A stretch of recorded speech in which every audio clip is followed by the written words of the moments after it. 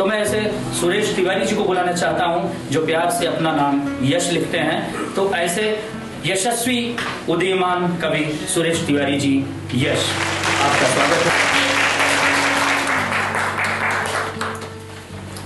दादा का नाम आया है, उन्होंने बड़ी बड़ाई और मान सम्मान दिया है, उनके नाम ने मुझे, उनको प्रणाम करके अपनी रचना प्रस्तुत करता हूँ। एक श्रृंगारिक रचना है कि अध खिली गुलाब की कली सी दिलरुबा। क्या बात है, क्या बात है। अध खिली गुलाब की कली सी दिलरुबा, अनछुए शबाब में ढली सी दिलरुबा, इश्क प्यार ख्वाब के हजार रंग ले, इश्क प्यार ख्वाब के हजार रंग ले, वाह वाह, आके दिल में बस गई तितली सी दिलरुबा, ये कली सी दिलरुबा, अनछुए शबाब में ढली सी दिलरुबा।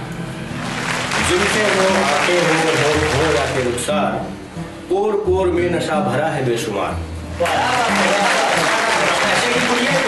जुल्फे हो आंखें हो या के रुखसार, कोर कोर में नशा भरा है बेशुमार। जी जी, लगती है शराब में पली सी दिलरुबा, लगती है शराब में पली सी दिलरुबा, अध खिली गुलाब की कली सी दिलरुबा। एक झलक दिखा के वो ईमान ले गई, एक झलक दिखा के वो ईमान ले गई, बस नजर मिलाई दिलो जान ले गई। एक झलक दिखा के वो ईमान ले गई, बस नजर मिला के दिलो जान ले गई। उफ वो बेनकाब मंचली सी दिलरुबा, उफ वो बेनकाब मंचली सी दिलरुबा, अध खिली गुलाब की कली सी दिलरुबा, अनछुए शबाब में उठली सी। आज के हालात में जो थोड़ा सा असर विभाग को किया है, उससे कुछ बन पड़ा है, वो सुना रहा हूँ। हम क्या हैं जरा इस पे कुछ विचार कीजिए, हम क्या हैं जरा इस पे कुछ विचार कीजिए, इंसान से इंसान सा व्यवहार कीजिए। सत्ता किसी रावण की देर तक नहीं रही, सत्ता किसी रावण की देर तक नहीं रही, आएगा रामराज इंतजार कीजिए, इंसान से इंसान सा व्यवहार किया। क्या बात है, और मंत्रा है कि दुख दे के सुख मिले ये कभी हो नहीं सकता, दुख दे के सुख मिले ये कभी हो नहीं सकता, कीचड़ से ही कीचड़ को कोई धो नहीं सकता। दुख दे के दुख मिले ये कभी हो नहीं सकता, दुख दे के सुख मिले ये कभी हो नहीं सकता, कीचड़ से ही कीचड़ को कोई धो नहीं सकता। सुख बांटिए हर जीव का सत्कार कीजिए, आएगा रामराज इंतजार कीजिए। आगे लिखा है कि दुष्टों अधर्मियों से ये परास्त न होगी। जो चल रहा है पूरी दुनिया में जी, हम अपने लिए कह रहे हैं कि सनातन जो सत्ता है, ईश्वरीय सत्ता, कि दुष्टों अधर्मियों से ये परास्त न होगी, जो सत्य की सत्ता है वो समाप्त न होगी। ईश्वर के चिरस्तित्व को स्वीकार कीजिए, आएगा रामराज इंतजार कीजिए, आएगा रामराज इंतजार कीजिए। हमारे सुरेश तिवारी यश जी, इन्होंने बात की खूबसूरती की। इसके बारे में सिर्फ इतनी कहूंगा कि श्रृंगार की इन्होंने बात की। अब अगर आप इनके चेहरे की तरफ ध्यान से देखें तो आप सहज ही समझ सकते हैं कि आप ये आरोप नहीं लगा सकते कि बहुत धार्मिक लोग रोमांटिक नहीं होते। इस बात पे अगर आपको अच्छी लगी हो तो तालियां बजा सकते हैं, कोई।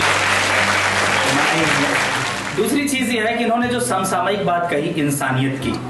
आपको पता है, हम जब पैदा होते हैं एक आदमी के रूप में, और आदमी से जो इंसान बनने का सफर है, वो व्यक्ति को कबीर बना देता है, तुलसी बना देता है, सूर बना देता है, रसखान बना देता है और रहीम बना देता है।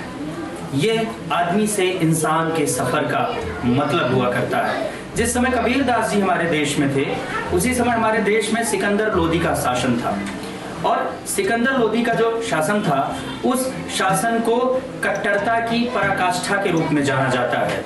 अगर औरंगजेब के बाद, हमारे देश में औरंगजेब के बाद अगर किसी शासक का कट्टरता के लिए नाम आता है, मजहबी कट्टरता के लिए नाम आता है, तो सिकंदर लोदी का आता है। सिकंदर लोदी और कबीर एक साथ थे। इन्होंने इंसानियत की जीत की बात कही, रामराज्य के आने के बाद की बात कही। वो बिल्कुल सच है, क्योंकि आज कितने लोग सिकंदर लोदी का नाम जानते हैं? शायद कुछ लोग जो इतिहास की किताबें पढ़ते होंगे या जिनके पाठ्यक्रम में होंगी, लेकिन कबीर सबकी आत्मा में बसा हुआ एक नाम बन चुका है। वो हिंदू मुसलमान नहीं, इंसानियत का पैगाम बन चुका है। तो ऐसे इंसानियत की बात करने वाले सुरेश तिवारी यश जी के लिए एक बार उदीयमान परिवार की ओर से, हमारे बाकी कवियों की ओर से और निशा सिनेविजन की ओर से बहुत बहुत शुक्रिया, आभार और